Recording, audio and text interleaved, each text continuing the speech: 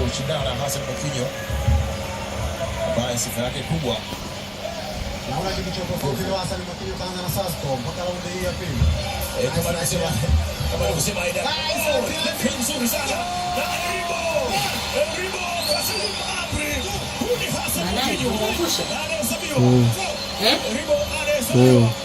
Hassan kamwangusha. Hawezi kuendelea. Eribo anahesabiwa. Na pambano limekwisha. Hassan Mwakinyo. Hassan Mwakinyo round ya mapema tu. Round ya pili. Sekunde za mwanzo na dakika za mwanzoni kabisa. Anatimiza kazi ambayo anamleta. Si pengine unaweza kusema si kitu kingine kwa Mwakinyo kushinda kwa TKO. Bana imekuaje? Ni moja kati ya tabia zake. Uone. Mimi kama mpiga ngumi kaanguka. Kashamdondosha.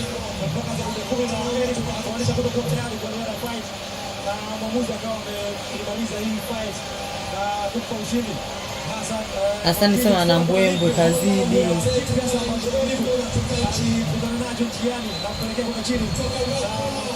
Asante kazidi mara kunyeza kwa shenjia. Huyo ni mtu mzima, angalia namna ambavyo anafinya macho yake. Namna ambavyo unaona kabisa kama ni maumivu ambao anaangulia. Tazama jinsi ilivyokuwa hapa. Aliingia kwenye mfumo na kukutana kwanza na left hand ya Hassan Mwakinyo. Lakini vile vile ikawa bado anaendelea kujilinda. Lakini ile power hand ambayo alikutana nayo hiyo hapo. Left hand ambayo ilikuwa ni moja kati ya eneo refu.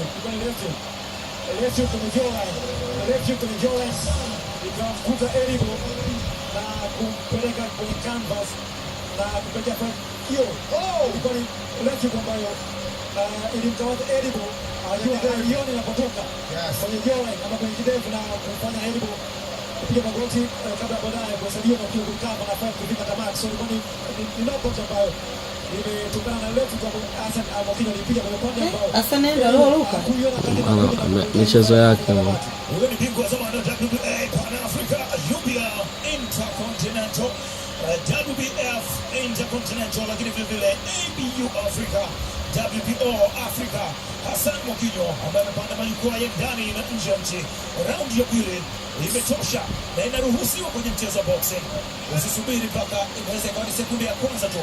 Walifanya hivyo kina Mike Tyson. Kabla hujafumba na kufumbua unakuta pambano limekwisha. Ikipatia opportunity ya kufanya finishing. Na hii ilikuwa ni knockout ya punch moja ambayo bahati mbaya ilimkuta Eribo haikuwa imejiandaa na kuiona ile punch ikiwa inakuja. Na mara zote Bana pambano taishaisha. Sasa wanaendelea nini wakati mpinzani kashindwa kuendelea? Kushindwa kuendelea kwa ndo kaka chini. Kashindwa yeye mwenyewe kakili kashindwa kuendelea. Ngome imemwingia kidevu ile. Wakaonaka nisenkafu. Lakini alisema kwamba yeye ajui ngumi yake inauma kwa kiwango gani. Kwa tunaamini pengine tutamuuliza Eribo, je, Hassan Mwakinyo ni kwa kiwango gani hasa inapenyeza maumivu? Twende kwa Ali Kashmir. Aibu.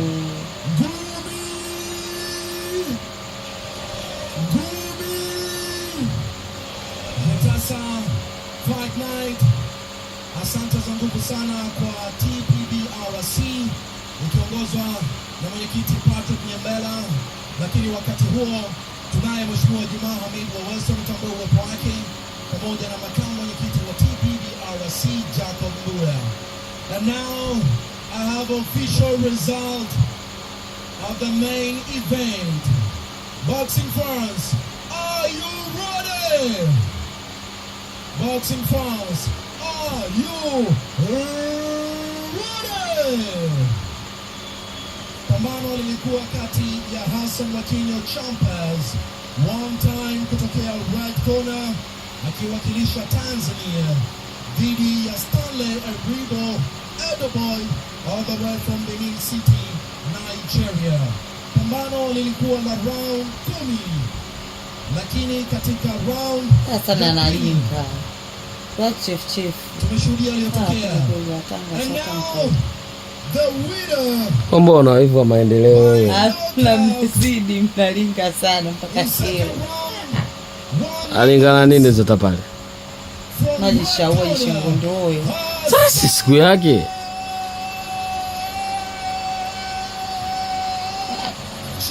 Anafanyeza Champions one time. Mwakinyo. Katunyoshea mtu. Baba naye jindikeza ngumi moja tu. Mama naye ishakugusa ngumi. Ile Messi angeendelea lakini sio kwa ngumi ile. Hebu angalia. Chapa kidevu lazima ukae, watu washaimba hiyo. Unapigwa ngumi ya kidevu unakaa. Hamna ngumi mbaya kama kidevu mama naye. Sikia hivyo kwa jirani. Chapa kidevu lazima ukae. Kae kwa hapa kuna dege imetoka mpaka. Kusikia neno la Hassan Mwakinyo kwa kile ambacho amekifanya moja kwa moja. Inabidi twende kwa Akida Kilango ili kumsikia. Je, angalia mambo yalivyokuwa. Hali ishaanza kuwa ngumu. Huyu hapa nilikwambia mtu mzima anamumunya maneno kwa maumivu, anang'ata maneno. Anashika kichwa. Yaani ukizitoa zile ngumi za mbavu. Ana yeye kidevu ndo akaona huyu mtu afai kuendelea.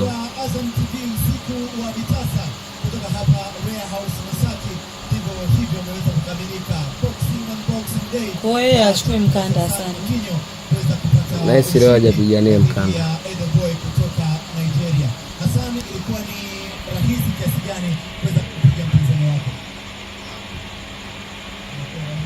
Kuendelea kuweka disiplini katika mazoezi na kuheshimu kada yangu ndio nifanye kila siku bora wangu sifika.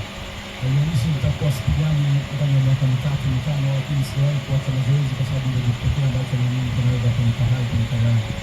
Nitumie nafasi hii kumshukuru Mwenyezi Mungu, nitumie nafasi hii kuwashukuru washabiki zangu wote. Leo naona furaha nyingi sana kwenye boxing, hii ina maana kubwa. Nimshukuru sana Mwenyezi Mungu, na nitumie nafasi hii pia kuomba serikali pamoja na Azam TV wafanye uwekezaji mkubwa kwenye boxing. Ninawaomba sana mashabiki zangu leo wengi wamekuwa nje kwa sababu ya udogo wa eneo. Kwa tamani pambano linalofuata lifanyike uwanja wa Taifa pale au kuna arena maalum kwa ajili ya boxing ili iweze kukusanya watu. Licha ya kwamba umeshinda katika pambano hili, kwa mimi ningesimama karibu yako hapa, naona ni kama unatetemeka au una hofu fulani. Ni kwa ajili ya kile kilichotokea au kwa nini hali iko hivi? Mara zote kwenye maisha yangu sijawahi kushangilia ushindi wa pambano langu lolote, kwa sababu unapokuwa unashangilia ni kama umefanya kitu ambacho haujakutarajia. Kwa hiyo na uhakika na matokeo kwa sababu nilifanya mazoezi sana. Ndio sababu pekee sishangilii, lakini nilitamani pambano lifike walau raundi 7 kwa sababu nilikuwa na vitu vingi vya kuonyesha watu kwenye boxing, lakini sasa haraka yake ndio ilifanya mtoto wa Mungu na chana. Katika mahojiano ambayo ulifanya juzi kuelekea katika pambano hili, ulisema kama ukiwezekana kupata bondia ambaye unaweza kumpiga lakini ukapata hela, unaweza pia kufanya hivyo. Tuishi katika kauli hiyo. Hata ile pambano sijapewa dua, ni hela ndio zimenifanya niingie tena. Kwa mashabiki wako una lipi la kuweza kueleza kwa kile ambacho umekipata uwanjani leo? Nashukuru sana wa Tanzania wengi sana, sehemu nyingi tofauti. Pamoja na ndugu zangu wamesafiri, wametoka Tanga, wamekuja hapa. Hii ni shida leo, ni maana kubwa kwa wanakabisi wote, lakini sijafurahia kucheza raundi chache. Yaani mimi natamani nifike walau raundi 7 kwa sababu nimekuwa na vitu vingi. Sio kwa namna hiyo. Habari wapi? Ndugu yangu mmoja hadi kutoka Oxygen tunapanga kufanya jambo. Walau nikatikimu utanao, nifanye mazoezi alafu sija panga kile ambacho nilikuwa natarajia nikipata. Natamani siku moja na mimi bali pambana na kutaraji kulikuwa shida watoto sio vumilivu. Shida watoto sio vumilivu, wanaweza kumta mtoto. Live tutegemee kipi kinachopata kutoka kwa Hassan Mwakinyo?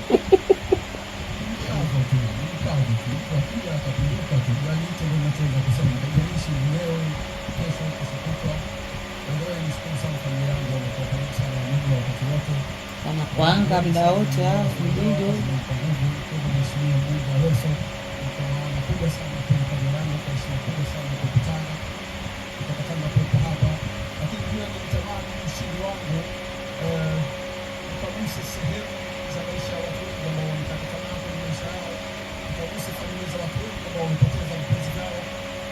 Ni ushindi wa boxing hauna maana, lakini ile japo uongo sasa faraja, yani waheshimu kitendo kile nitakufanya kwa maisha yangu kwa Mungu. Kwa kifupi sana, imezoeleka kwamba Hassan Mwakinyo ni bondia mjivuni.